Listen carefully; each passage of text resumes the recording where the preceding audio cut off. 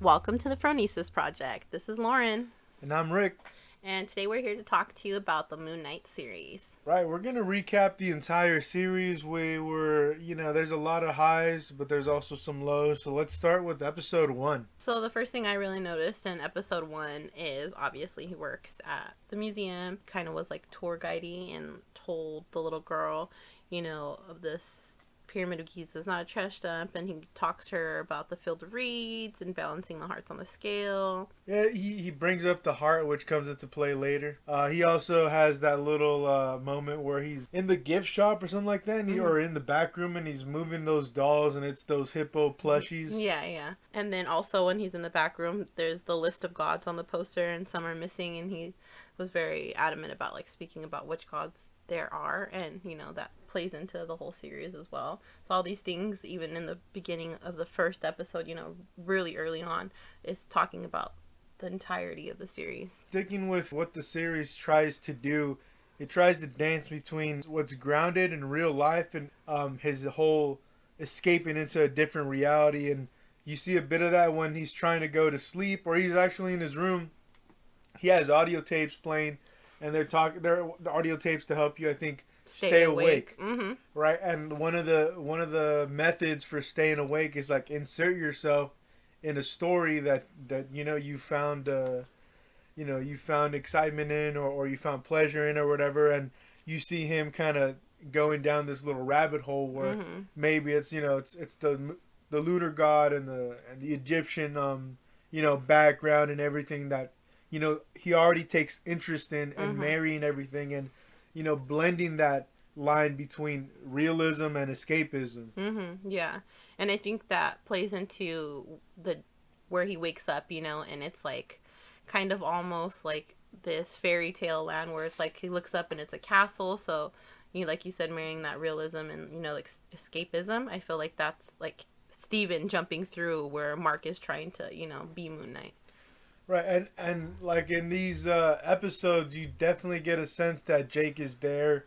I think in the first episode, the one undeniable bit that you can say is Jake Lockley is when he's driving the ice cream truck and everything gets bloody. I think Mark Spector is a capable man, but I think that's Jake. I think Jake is more violent, and I think it happens before that when they're in the square and he doesn't want to give the scarab back, and they're trying to pull the scarab out of his hand with like a butcher, and then he blacks out, and then everybody's bloody, and that's when he steals the truck, and then he goes out and blacks out again. And going into, is that all we have for episode one? The only other thing I wanted to note was, he was talking to the Golden Man statue, and kind of using him as a therapy session. But when he gets up to leave, I like how the director used the camera so beautifully, and showing the puddle and showing Steven, this the two men that live inside this guy. So it was, I think, a beautiful use of like the framing of the camera. And I'm not one to usually notice things like that, but I thought that was really nice, the puddle and him.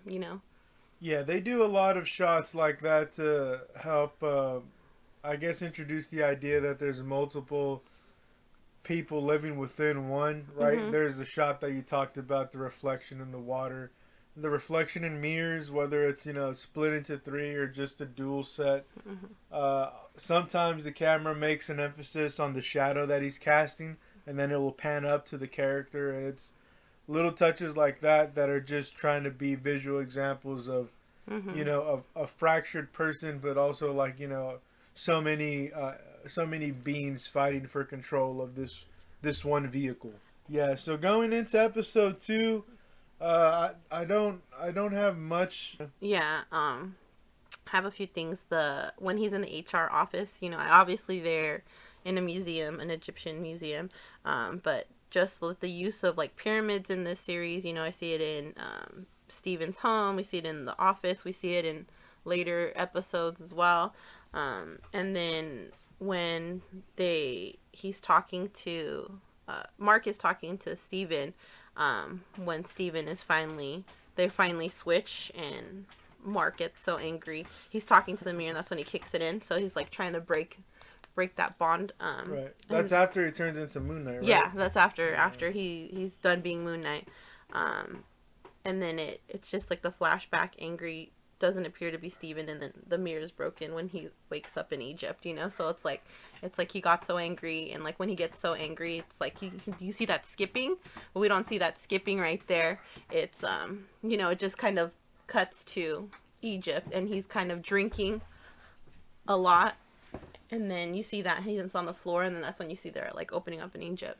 So I thought that was pretty cool. Yeah, they have a couple things in this episode we skipped because we're just trying to recap these briefly. But that same episode, that's where you get a little bit of the taste where, hey, like, is this really happening or is it Mm-hmm. not happening? Where Grant is talking to the security and they're seeing they're reviewing the Oh, the security security footage. footage, yeah. Right, so then they're just like, "Yo, what the fuck? This was you? You're the Uh-huh. one that made a mess Yeah. in the toilets, dude!" Yeah. Like, But I think I think it's also another beautiful example of showing how, you know, mental illness affects people, and how these things seem so real to Steven, but to the person who's not living in Steven's mind, it just looks like Steven, you know, what had a meltdown or something, and that's when you get the whole HR scene and everything in there, suggesting to send him to like a facility or something.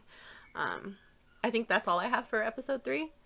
yeah, Harrow definitely comes in.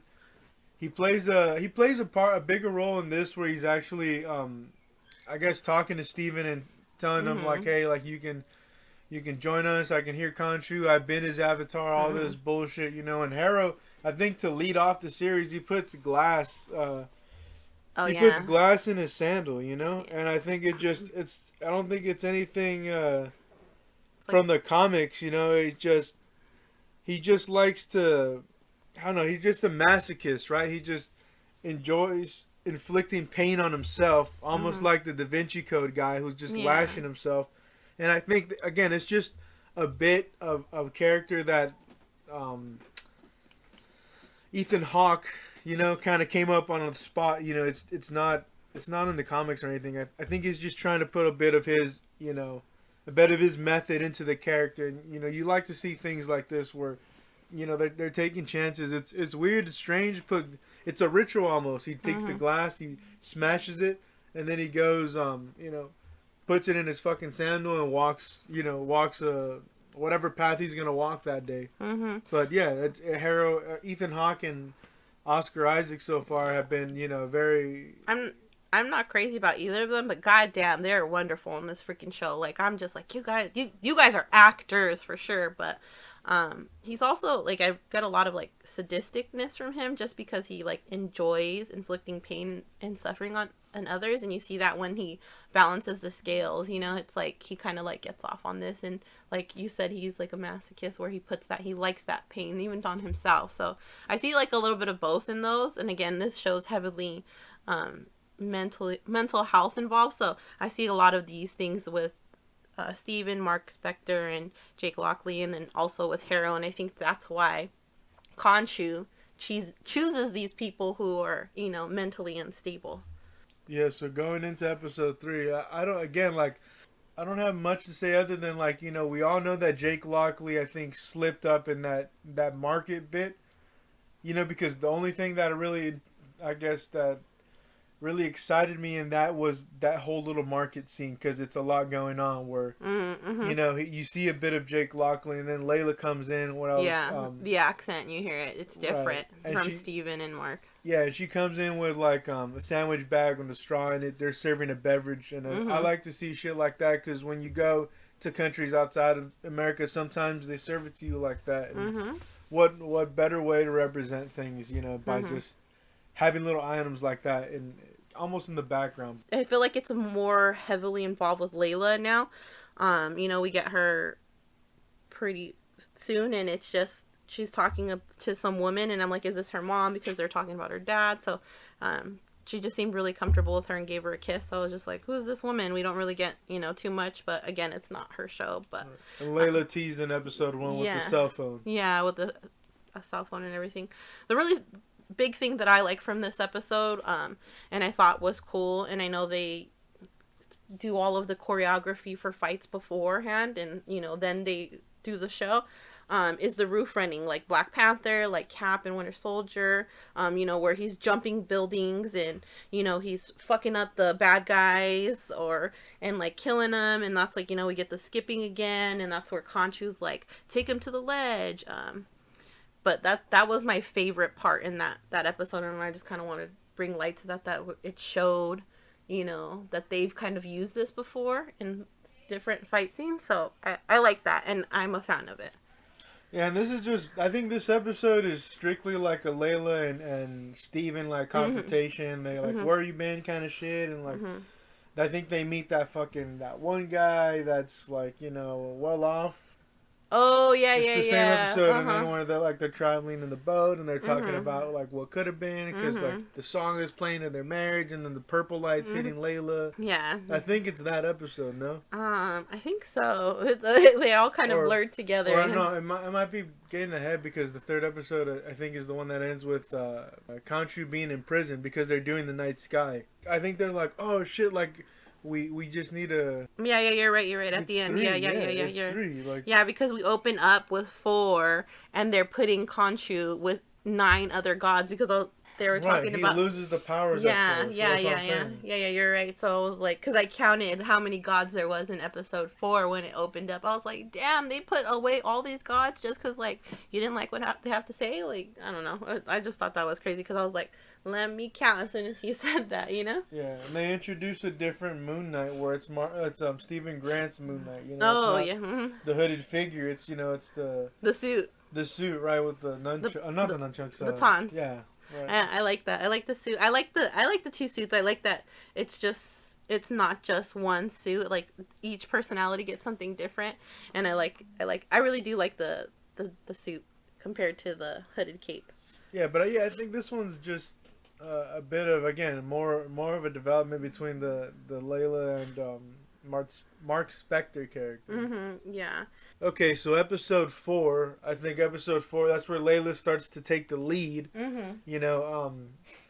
I so far, like, she's kind of enjoyable in the sense where she's playing like that counterpart to, like, in The Mummy, right? It's Brendan Fraser, and then it's that girl. It's like it's Braun and then Booksmarts, and it's the two, and there's a beautiful balance between the two characters that go on within this in that journey. And with this one, it's kind of like Layla gets to be a bit of the brain and the brawn, because she's saving Stephen Grant's ass a little bit, and Stephen Grant doesn't even get to flex as the brawn, and he sometimes he gets to shine as the brain, right? In some of those scenes where like, hey, put this map together. Hey, read what the fuck these what it's trying to say. Yeah. And like, I just wish, I wish it took that idea, that chemistry of the duo in The Mummy, and incorporated it in this, where let's say the brother is Stephen Grant and Marc Spector is Brendan Fraser, where like you can have the 3,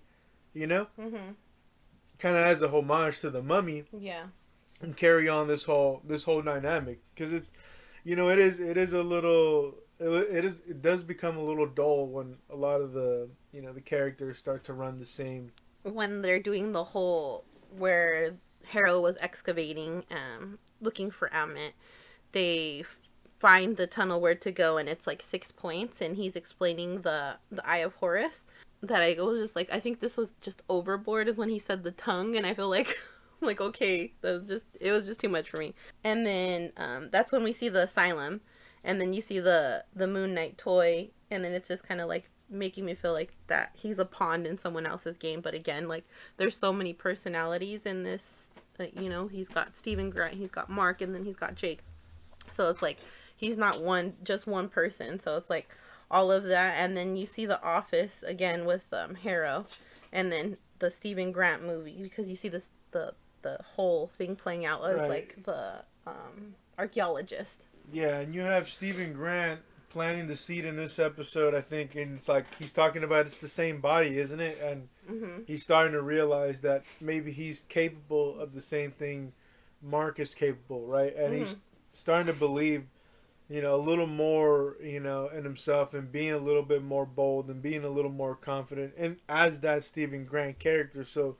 when you go on to that, that scene too where you talk about where he brings up the tongue, he's bringing up the six senses Mm-hmm. where it's generally just five. It was just five, but they added, I think they added thought. Oh, okay. So Yeah, because of the it's thought, eyebrow or something. Yeah. it's thought, sight, hear, touch, smell, taste. Mm-hmm. Those last five of the six are just the five senses that everyone else knows. But Mm-hmm. the addition of thought, like again, it's an extra layer that's kind of interesting. And you talk about him transitioning into that movie. Well, Harrow pulls up on him. Mm-hmm. You know, finally puts a bullet in him. Mm-hmm. As he starts to fall, he starts to pass into the other world, and there's that little scene in transition where he's falling, and he falls into that that little white dot of light, and that white dot of light then transitions into that flashlight from the Tomb Busters movie Yeah. that the Stephen Grant persona is Yeah. from. Character plays in. Yeah. I think again with the camera work, I think all of that is marvelous, and then that's when you get like the asylum and stuff, like or then or the mental institution, whatever you want to call it. I just think all of that's really good because he's focusing on, you know, the wall, and that's where it comes from, like the movie, the Stephen Grant movie, and then that's where he tries to get up and he falls, and then it's the Moon Knight toy. So I thought all of that, all of it, just worked in very well, you know. Yeah. The only thing that probably is the biggest hang up in the series so far is again the personality that Grant is meek and timid. Mm-hmm. The forceful, I want to say, inclusion of Layla in a show that should be about the character development Mm-hmm. of Moon Knight and the personalities that inhibit that character, and also the whole council of the elders or the council of all those other. Oh, the other gods. Yeah, yeah, Yeah, yeah, yeah. it's like it's such a cool scene because it's Oscar Isaac, trying to voice Conchu, then trying Mm-hmm. to voice Mark, then trying to voice Grant. Mm-hmm. It's a lot, and then obviously Harrow just kind of comes in. He tries to play it cool, Yeah. but that the whole idea of that scene, and he's like, hey, like you guys can't see this fucker's got scales and he's got a Mm-hmm. cult following, and like you guys can't see Mm-hmm. all that crazy shit. Yeah. They're like, nah, you're wasting our time, and this is like Yeah. strike two for you, son of a Khonshu, you son of a bitch. Yeah. But it just doesn't work in the sense where like, you didn't want if it was gonna be a big nothing burger, you shouldn't have taken it in that specific direction. But Mm-hmm. I get that they wanted to kind of lock away Khonshu for a bit to further develop and explore the Mark Character. and the Steven character. Yeah. Correct. Yeah, that's what I'm saying. So it's like Mhm. it's fucky, because it's just Yeah. like he's almost like tattletaling. He's like, hey, he's the one that did it. Like, Mm-hmm. and you go over there in front of the teachers and principals, and they're like, Nah. where's your proof, bro? Like, get the Yeah. fuck out of here. And it's just like, like, why are we doing this then? You know, Yeah, what are just you doing? just for them to later get off too. It's like, what the Yeah. fuck, dude? My whole issue with that was I totally thought like the balding one was like working with Harrow, because like you see them talking afterwards. So I was just like, oh, you're like on his side, but you're just stupid. Right, and this is probably one of the better like endings of all the episodes, because it takes that turn where he like wakes up in the office with Harrow, and Mhm. everything's white, and it's a Mhm. mental asylum, and it's everything's sanitized, and everybody's sedated, Mhm. and you see the nurse, you Mhm. see Nurse Layla essentially, and you see the other characters that you met in the series so far, and everybody's fucking there. It's a big Mhm. mind fucking. Again, it's meant to dance between realism and escapism for that character, and it's like it did a good job in structuring out, the whole story, and the different, I guess, spaces you get to take those characters in, because like you talk about a series where you take them to like the afterlife, then you take them to Egypt, then you take them to the mental asylum. Yeah, there's a You lot know, going on. Right, so it's limited. It's Disney Plus, Plus. but like it's still ambitious in the places it's trying to go, in the concepts it's trying to explore. Yeah. More so than like, the other ones where it's like Loki or the the Winter Soldier and Falcon fucking show or whatever the shit. Yeah. I don't think it's in the insane asylum or mental institution. I think she's a patient too, because she takes the bingo card and she's just like, we won, and then she's like putting up clues on the whiteboard. Yeah. You know what I mean? And I think that is showing in his mind, when he goes to the afterlife or wherever that is, that in his life, Layla has always been kind of like a guiding light or guiding source, because they had adventures together, obviously, that we don't see, and they found the scarab together. So I feel like seeing that after he fell with the like moon knight toy, and then her putting all that up, and then saying bingo, we won again, and that's when he's like Steven, and when he's looking in the reflection, and then that's when we get to the office, like you said. But those were like the big points for me in that episode. And then episode 5 for me, the best episode of the series. Yeah, episode 5. No Layla, I think. I don't think there's any Layla in this. No, episode 5. Doesn't it pick up with the hippo? Because don't they get like startled by the hippo and they're like screaming? Oh yeah. And then episode 5 like comes right after that moment. Yeah, because they're jumping in and out of like all of that. He's like beat up, and he's talking to Harrow in the office, and he picks up the pyramid again. The pyramid in the office, like the HR office had it. Steven's desk had it. And then this office with Harrow has all like the Egyptian things, and you see Amit, you see the hippo god. I don't want to say her name messed up. Towerette or something. Yeah. And then that's kind of, you see his like eye twitch, and like the accent changes, and I'm like, that's Jake. You know what I mean? We don't get that name Jake, but I'm like, that's Jake. So that was a big thing for me. Yeah, Stephen Grant starts to get a little sassy with Harrow, if I'm not mistaken, and he's like, "Oh, look at you moving up in the world." Yeah, I think I don't know if I'm getting ahead, but I know in the comics he had a bigger contention with his dad, like him being like the meek and timid guy, and like I guess the whole Jewish faith and what they've gone through tying into that. And Marc wants to be more assertive and wants to not so much flex his muscle, but show that he can, that they can take care of themselves, and they're not victims. You know what I'm saying? That they can, they can hold their own, and that's an interesting dynamic. And in this show, they don't go down that route. They go almost like the contention, the conflict is between his mother and his dad. Like he might have a falling out, but it seems like his dad, for the most part, he's like, hey, like, go have fun with your brother. Hey, like, we're trying to celebrate you on your birthday. And, like, it seems like he's always trying to reason with him. And not that in the comics he was a dick or anything, but it seems like a different kind of relationship than what we were presented. Yeah. That's what I had for episode 5. Do you have anything else you want to add to it? I think for sure, as we go into this episode, I think it's a bold approach for them to make a woman essentially one of the worst people in the show, especially considering how they like to make, let's say, the men the biggest pieces of shit. Like Black Widow is like the continuation of Phase 4, right? Like that's the start, and like that character is like a Weinstein kind of fucking guy on steroids. Oh yeah.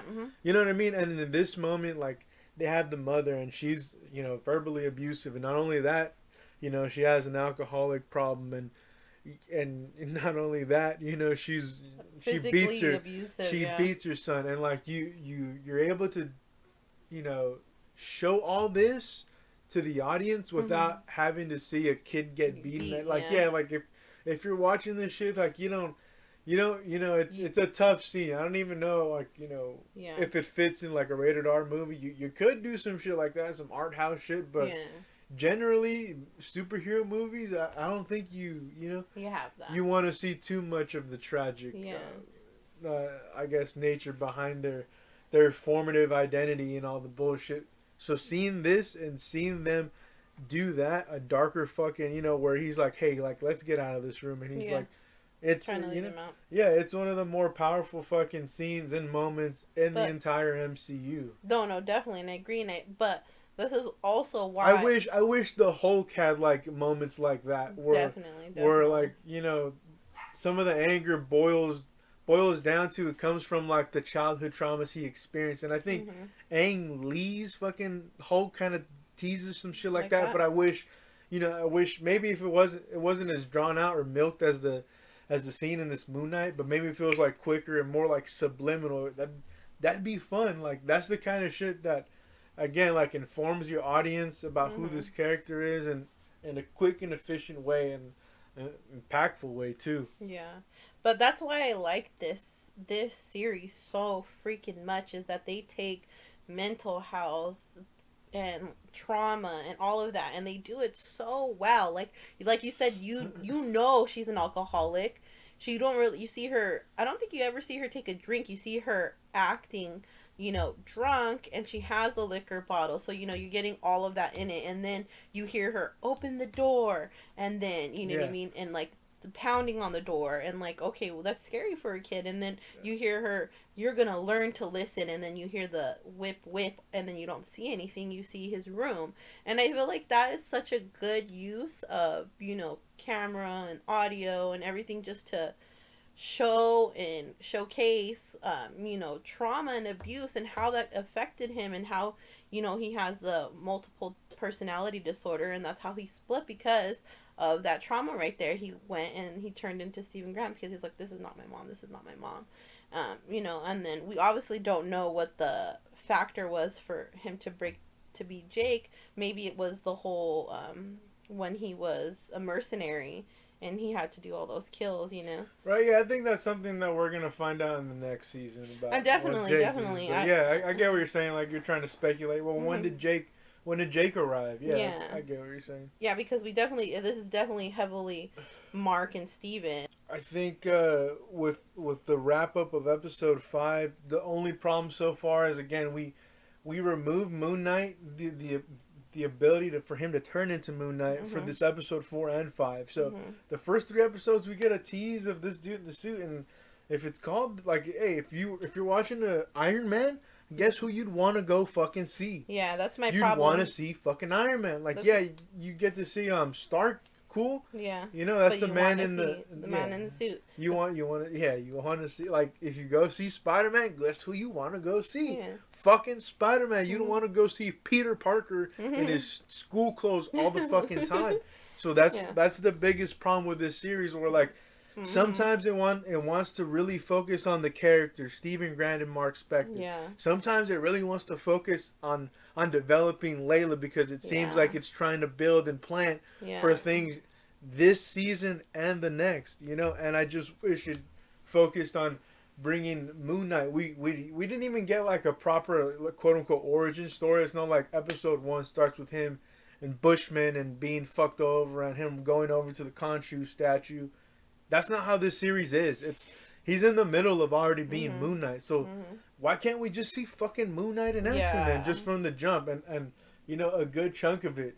That's definitely one of my biggest problems with this show, is that we don't get to see the superhero that often. You see him in a reflection at the end of the episode. You see him for a little bit in this other episode. Then he's not it for like 2 episodes, and then like we get it for a smidgen in the 6th episode. You know what I mean? Right, and that's what's the problem with the 6th episode, because we have Marc being pulled away. Because alright, so the 5th episode, we talked about it really quickly, right? The 5th episode, he goes, he's trying to balance the hearts, and then Steven gets left in the sand, and then he goes, right? Yeah. He's in the field of reeds, and it's like, it's a very like strong moment, because like, Beautiful. oh shit, is Steven gone? Yeah. The next episode, Marc's physical body is being pulled, and that's the only shot you have of Marc for like the next, like, let's say 12 plus minutes, and it's just like, it's a focus on Layla and her going undercover and her talking to Khonshu, and like, it's insane. It's insane. It's a lot really quickly. Why couldn't you back pocket this whole little arc and this whole character and the arrival of this Egyptian female superhero for next season, and focus on Moon Knight this season? Like, hey, Layla's cool. I dig the character addition, but I'm more curious on what the fuck Moon Knight is, because they sold this to me as, hey, this guy could be Marvel's answer to Batman, where he's a vigilante, and like, not only that, like, he's got superpowers. He's not just this rich fucker. He's he's got this like weird fucking connection to the lunar god. He's bloody. He's like he's split personalities. Like, just the idea of that sounded badass. That sounded intense. That sounded like something like Punisher, something like Daredevil, something like in that same kind of like darker kind of tone, and it was definitely interesting. So to see this, where it's like it's Layla, oh man, because it just doesn't end there, because obviously you have you have all that bullshit. You know, Mm-hmm. hey, you got to figure it out. And obviously, they're playing the seeds with Layla and Towerette, right, or whatever her name is. Mm-hmm. Mm-hmm. And then Layla, like again, the actress, she does a great job where she's pretending like Towerette's inhibiting her body. Or she Yeah, that's a really good scene, right, and she she's plays it so and freaking she's well. trying to she's trying to go balance between the two, and she's like, oh, your father would be beaming, and she's like, my father, and like, Yeah. you know what I mean, she's doing two fucking roles, and Yeah. it's interesting, just like the previous episode where she's playing the a person in that mental institution as Oh well, my where it's god, yeah. She's really good. I think she's a really good actress, and right. everything they give her, she does it so eloquently. I'm like, damn, I forget you're acting for a second because you're so good. But I feel like that's the casting in this series. Um, but yeah, one thing that I really liked in this episode, I don't know if I'm jumping ahead of you, but obviously they release Amit, and then she releases Khonshu, and then you see Khonshu and Amit fighting, but they're fighting like really, really like giant, like bigger than the pyramids, life size, and it just kind of took me back to the '90s when you watched the Power Rangers and you would see the big robots fighting. And I was just like, I really like that. And then you get the flashes. I just like the fight scenes, and you get the flashes of both Moon Knights, and then obviously you talked about her talking to the hippo god, saying that I'll be your temporary.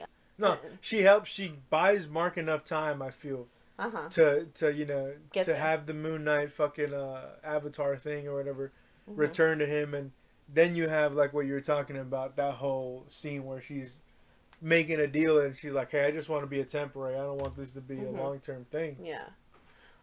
But I totally think it is gonna be after we get the cut to her outfit, which it's not a bad outfit, like, but it feels very like Scarlet Scarab, the Scarlet Scarab. a Yes, gender swap too. yes, it's traditionally a male in the comics. Again, no need to introduce another fucking character when you're Yeah, building up Harrow and fucking Moon Moon Knight Knight. could It's have had like, more Moon Knight, but again, dude, it is what it is. And she's a really good actress, so I'm not entirely mad at it.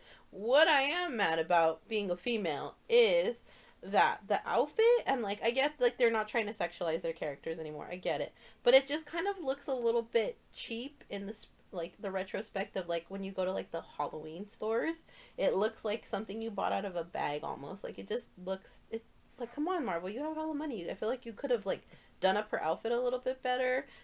She doesn't have to show skin. She has her arms out. That's fine, but like it just kind of looks cheap to me, and that I didn't like. But I do have to say I do like it a lot more compared to um, Wonder Woman and Wonder Woman's what is it, in 1984, where she has the wings. I think it's a lot better than that, because that was just terrible. But I'm getting off topic. Yeah, it's hard. That's my beef not the with it. time and not the place. I feel Yeah. like, especially where season one, and it's like you already took up a chunk of this episode, and you're taking chunk of the time we could have had to develop these Mhm. characters at a different kind of pace. But Yeah, and a different time. yeah, especially with the last episode being like 30 fucking minutes, like Yeah. it's the shortest one, and it's like, They just power what through are you? it. I'm tired of this fucking constant bullshit Disney Plus has been on. Um. Also, my thing is, so Layla has a suit. Both Moon Knights have a suit, but why doesn't Harrow have a suit? He just has the cane. You know what I mean?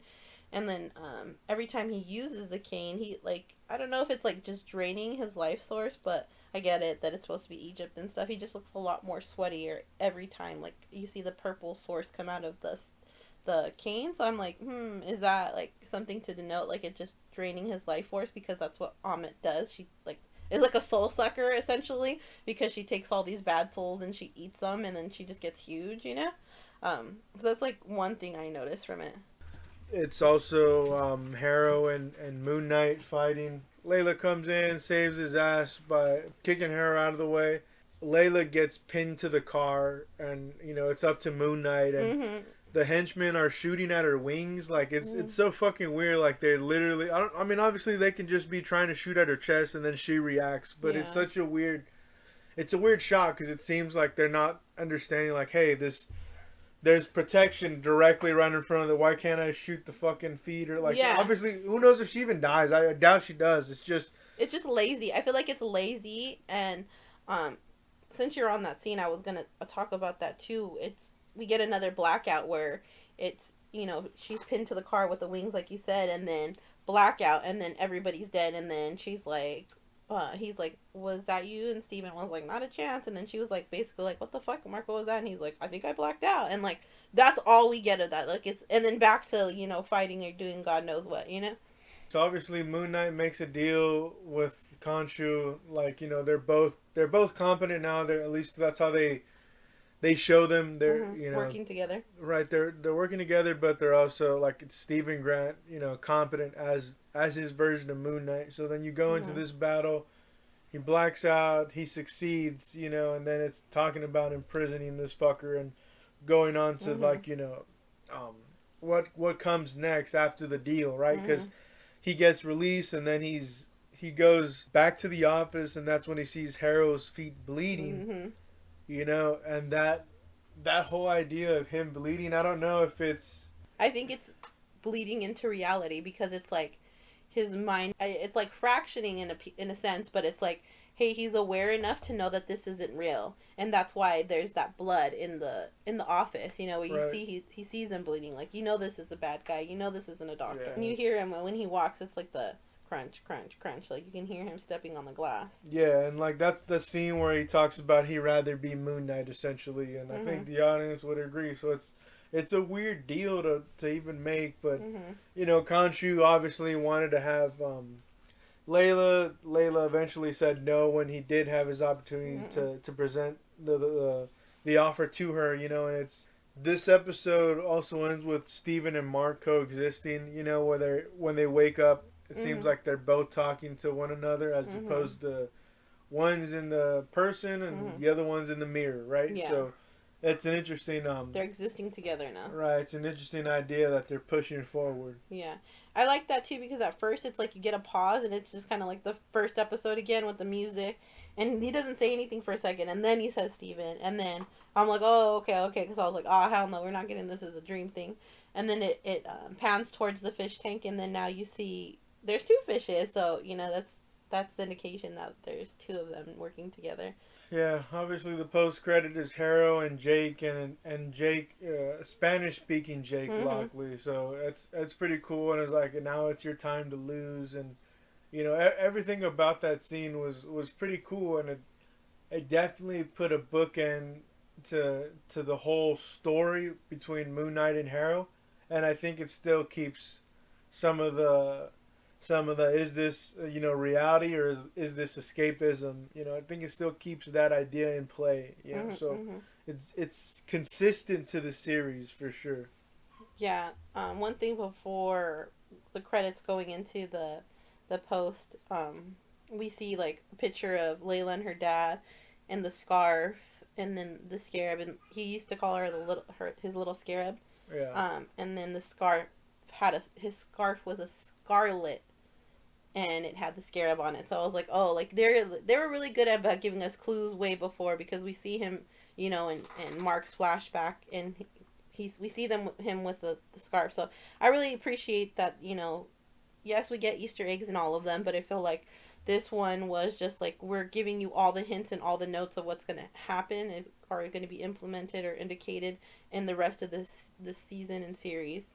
Yeah, I mean this series, like it's interesting with some of the things they try to play with in terms of mental illness and the multiple personalities and like we said, realism and escapism. But one of the bigger problems was the meek and timid character switch of Stephen Grant, where like he could have been a Bruce Wayne alter ego, more assertive and more dominant. Or you have a different kind of take, and it's a little annoying when you don't have characters that are competent, also masculine. Like almost like a Captain America, where like he looks like a masculine dude, and then on top of that, he's a competent leader of the Avengers, right? And you need more characters filled in the MCU with that kind of mold, but not everybody has to be that. It's just you see Layla, who's more of a self-reliant, a scrapper, and she's hardened and. these are some of the characteristics that come to mind when I first think of her, and it's a little similar to like female Loki, a little similar to like both Black Widows, to Yeah. Echo, to Shang-Chi's sister. You want to have something that's a little different, and like Mhm. you can look at, like, let's say Kate Bishop and potentially Miss Marvel, and like their characteristics, aside from their age, they're a little different than what some of these other female characters that they introduce in Phase 4. Yeah. And you'd want to see a bit of variation. You don't want to see It's the too. same printout of these characters, or like, she's strong because she can fight, and it's Yeah. like, dude, that's not what makes some of these Mhm. characters great. And it's not to Mhm. just make them as love interest or damsels in distress. And Mhm. the only reason they talk in any piece of medium is because they're talking about their significant other. Like, Mhm. I don't know, it's just it's a shame to see the series fall in some of those same kind of cliches that they presented in this whole phase, when it could have been some of the greatest series that they've introduced so Mhm. far, right? It could have been something that's very bold and ambitious, and on top of that you can still have the Layla Scarlet Scarab character in season 2. Mhm. This season could have just focused on, hey, who's Layla? Oh, Layla's the wife. Oh, Layla doesn't know about my past. Here's the cliffhanger for season 1. I Mhm. was there when your dad died, but like it wasn't me, kind Mhm. of thing. And you can introduce next season with Layla and Layla's dad and Bushman, and Dark Jake Lockley and the Scarlet Scarab, Mhm.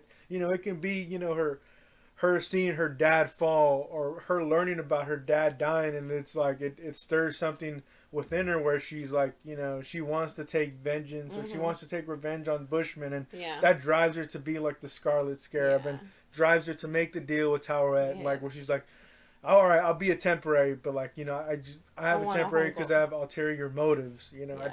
I think It, she's gonna hold on to it. I totally agree with you. I don't think it's going anywhere, especially after the you know the goddess said, "Oh, your dad will be so happy." Like, and now, she knows a little bit more about what happened and everything. So I feel like that's not gonna happen. That she's gonna just let it go so willingly, like you said. if we recapped it, it's one of the more interesting series on Disney Plus. But we're gonna Loved it. use we're gonna use this time. We talked about some of the issues and some of the things we like. So we'll use this time to speak about some of the news and the rumors that have been released after the completion of the series. With the first one being the first scene, there was a crossover, and at the very end, there was a scene that was also a crossover. So, you know, this whole idea didn't jive with the showrunner. He said like they kept changing scripts, and they felt these crossovers weren't things that they needed.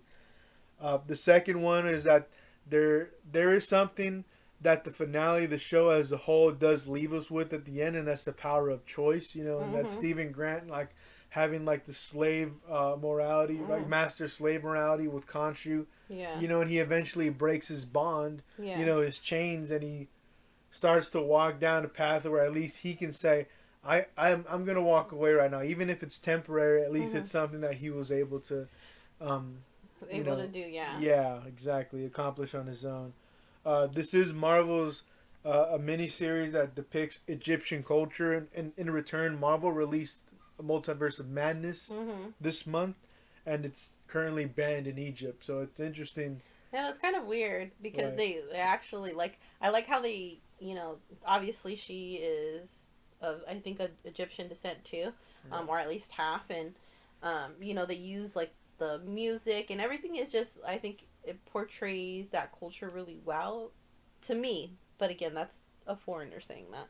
Yeah. The Scarlet Scarab, she's talked about her MCU future. She wants to link up with Doctor Strange, Blade. She thinks it'd be cool to be in that universe. Which, hey, if you did crossovers, guess what you could tease, because Hmm. you don't know when these characters are gonna come back again. So, Yeah.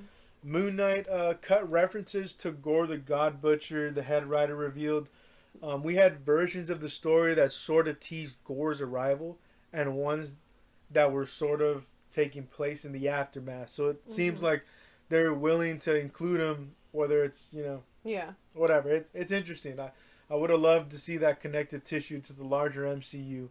Mhm. Another cut idea that they had was Pharaoh Ramatut Mhm. was an incarnation of Kang in the Oh yeah, comics. yeah, yeah. Uh huh. So that could have been pretty sweet, a little tease, right, of what's Hmm. to come.